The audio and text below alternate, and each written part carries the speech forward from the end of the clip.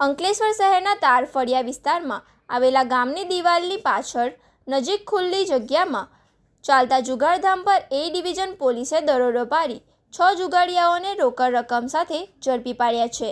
મળતી માહિતી મુજબ અંકલેશ્વર શહેર એ ડિવિઝન પોલીસ મથકના પીએસઆઈ ડીબી જેબલિયા તથા તેમની ટીમ પેટ્રોલિંગમાં હતી.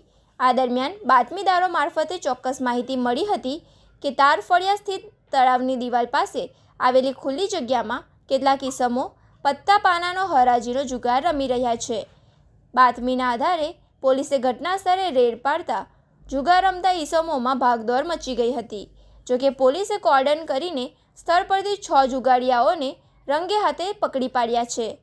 પોલીસે સ્થળ પરથી સલીમ સૈયદ, યુસુફખાન પઠાણ, વિજય ઉર્ફે બાઉ વસાવા, તલીમ અંબાલા કારણ, સોહિલ નવાઝ મુલ્લા અને બાદલ રાઠોડને ઝડપી પાડ્યા હતા.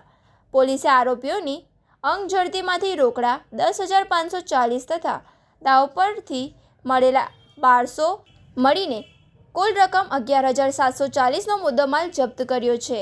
અંકલેશ્વર એ ડિવિઝન પોલીસે તમામ આરોપીઓ વિરુદ્ધ જુગાર ધારા હેઠળ ગુનો નોંધી આગળની કાયદેસરની કાર્યવાહી હાથ ધરી છે.